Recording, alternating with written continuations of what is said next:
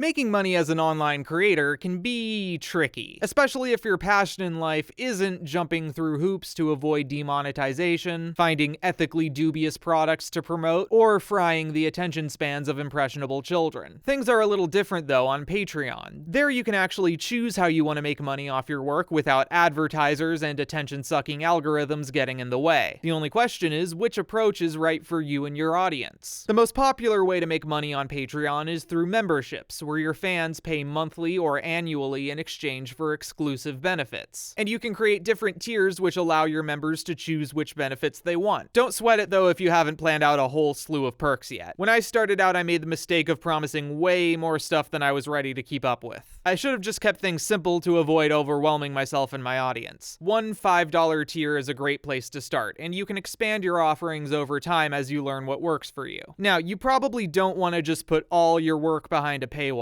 Rather, you should consider what your most dedicated fans would be interested in having access to. If your audience can't wait to watch your next video, you could provide them with regular updates on your progress, or even a look behind the scenes while you work. This one was a no-brainer for me. You're already doing the work anyway, so you may as well share the process with those interested. And once that video is done, you can let your members have early access before it goes up on other platforms. Oh, did I mention that videos and podcasts uploaded to Patreon don't have ads? That's a nice perk for them as well. And if you want to go the extra mile for your members, you can share exclusive posts with deleted scenes or even original bonus episodes made just for them. Now, since it'll be your biggest fans coming to support you on Patreon, they also might enjoy a chance to engage with you and with each other. So you could create a group chat for all your members to hang out in and get to know each other, and where you can be part of the conversation in a way that feels more casual. Also, you can make polls to let your members have a say in what you work on next. Now, while memberships will likely make up the majority of your income on Patreon, one-time payments are another option you won't want to sleep on. Anything you post on Patreon, you can also make available as a one-off purchase, which might be perfect for some fans who see something they're interested in but aren't ready to pay an ongoing subscription. You can also put digital goods for sale on your shop tab for anyone to purchase. And oh hey, giving your paid members a discount code for these items would make for another good perk. But if you really want to maximize your earnings on Patreon, the number one most underrated strategy is